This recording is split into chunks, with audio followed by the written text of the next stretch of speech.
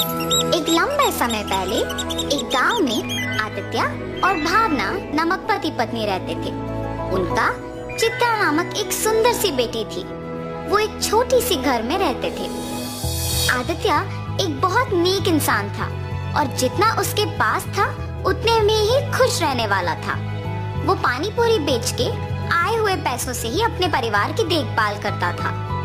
हर रोज वो सुबह उठ के पानी पूरी बना के बेचने जाता था। पानी पूरी, स्वादिष्ट पानी पूरी। एक बार खाना काफी नहीं होता है, बार बार खाने का मन करता है। 10 रुपयों का एक प्लेट, आइए आइए। ऐसे पूरी गांव में जाते हुए बेचता था। उसके बनाए हुए पानी पूरी स्वादिष्ट रहने पर सभी लोग वहाँ खाना पसंद करते थे। रोज की तरह वो एक दिन पानी पूरी बेच के अंधेरा होने पर वापस घर जाते रहता है, जब उसे रास्ते में कुछ लोग भागते हुए नजर आते हैं। उसके पलक झपकते ही वो लोग गायब भी हो जाते हैं। कौन थे वो लोग? क्यों भाग रहे थे? और इतने में ही कहाँ गायब हो गए? ऐसे वो अपने आप में सोच रहा था जब उसे रास्ते के बगल में एक सूटकेस दिखाई देता है। ये किसका सूटकेस है?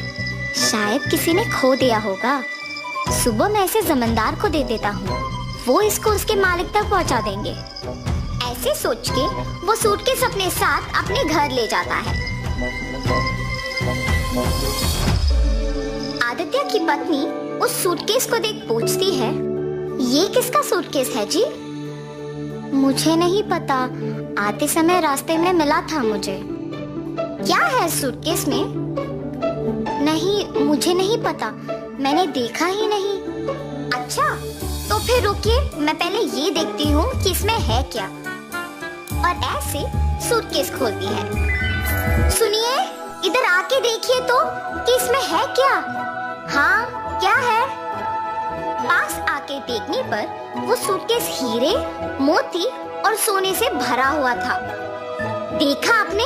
कितने हीरे, कितना सोना है इसमें। अब हमें कभी वापस मेहनत करने की जरूरत ही नहीं पड़ेगी। भावना, ये सूटकेस हमारा नहीं है, किसी ने खो दिया इसे। कल सुबह इसे जमींदार के हवाले करने इसे लेके आया हूँ। तो आप क्या इसे जमींदार को लौटाएंगे? हाँ, मैं ये स्वीकार नहीं करूँगी। हम इस सूटकेस को हमारे ही पास रखेंगे। आपको मेहनत करने की जरूरत ही नहीं पड़ेगी। हम आखिरकार बहुत खुश रहेंगे। अपनी पत्नी का उस बात ना स्वीकार करने पर आदित्य उसे दुख ना पहुंचाने के लिए उसे कुछ नहीं कहता है और सोच में पड़ जाता है। अगर मैं उन हीरे और मोती को लेता हूँ तो गलत है, पर अगर मेरी पत्नी वो सब लेती है तो वो मेरी गलती नहीं है ना। ऐसे सोचकर अपनी पत्नी से कहता है, किसी और का कमाया हुआ मुझे खर्च करना ठीक नहीं लगता है। मैं अपने पानीपुरी का दुकान ही चलाऊंगा। तुम्हें जो पसंद तुम वही करो। ऐसे कहने पर उसकी बीवी बहुत खुश होती है। कुछ दिन बाद उसकी पत्नी मिले हुए हीरे, मोती और सोना बेच के एक बड़ा सा घर खरीदती है और वे सब उसी घर में चले जाते हैं। मगर आदित्य अपना पानीपुरी का व्यापार नहीं छोड़ता है। एक दिन जमींदार के पास एक औरत आती है। प्रभु, प्रभु, मेरे घर में किसी ने सारे हीरे, सोना, मेरे गहने चुरा लिया है। मुझे समझ में नहीं आ रहा कि मैं क्या करूं, इसीलिए आपके पास भाग के आई। कृपया मेरी मदद कीजिए प्रभु। फिक्र ना करो माता, मेरे पे भरोसा करके आप चले जाओ। मैं उस चोर को पकड़ के आपको बुलाऊंगा। जमींदार के ऐसे कहने पर वो औरत उन पे भरोसा करके वहाँ से चली जाती है। उसके बाद के कुछ ही दिन में जब आदित्य और उसका परिवार एक बड़ा घर खरीद के उसमें रहने लग जाते हैं, तो गांव के लोग में उन्हीं के बारे में खुसर पुसर शुरू हो जाती है। ऐसे ये बात जमींदार तक भी पहुंचती है। एक साधारण पानीपुरी बेचने वाला एकदम से इतना बड़ा घर कैसे खरीद पाया? पता नहीं प्रभु, किसी को नहीं पता। गांव के सारे लोग भी आश्चर्यचकित होके इसी के बारे में बात कर रहे हैं।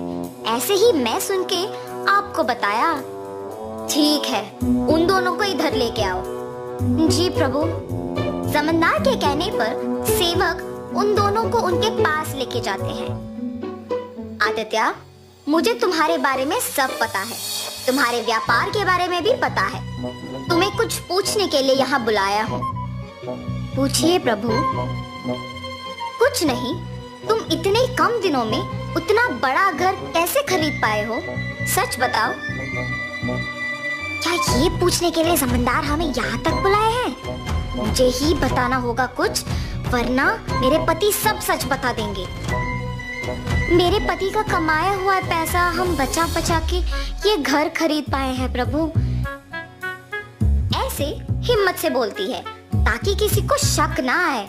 माता, आप पे कोई इल्जाम लगाने के लिए मैं आप लोगों को यहाँ नहीं बुलाया हूँ।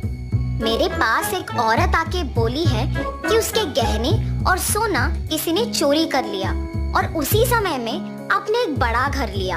हालात मुझे आपसे इसे पूछने पर मजबूर कर रहे हैं, तो सच कहिए कि आपको इतने पैसे अचानक कहाँ से मिले? अगर मैं अब भी चुप बैठूंगा तो वो एक बहुत बड़ी गलती होगी और उस औरत के दुख का कारण मैं ही हो जाऊंगा। ऐसे सोचकर आदित्य जमींदार को सच बताने का फैसला करता है। मुझे क्षमा करे प्रभु। और ऐसे जो कुछ भी हुआ वो प्रभु को बताता है और तुरंत वो गहनों वाला सूटकेस उनके हवाले कर देता है। तुम्हें अपनी गलती का एहसास हुआ है और तुमने सच बता के और ये गहने ला के वापस कर दिए, इसीलिए मैं तुम्हें अपनी पहली गलती के लिए माफ कर दूंगा और दंडित नहीं करूंगा। लेकिन याद रखना आदित्य, गलती ना करना जितना जरूरी है उतना ही जरूरी है गलती करने वालों को रोकना। ये कभी मत दोहराओ। जमींदार के माफ करने पर आदित्य उनके कृतज्ञ होता है और वहां से चला जाता है और जमींदार उन गहनों को उस औरत के हवाले कर देता है। आदित्य हमेशा की तरह अपने पानी पूरी का व्यापार करता है और उसी से अपना घर को चलाता है। तो इस कहानी का नैतिक क्या है? गलती नहीं करना है ये तो सबको पता है और गलती करने वालों को प्रोत्साहित भी नहीं करना है, ये समझ लो।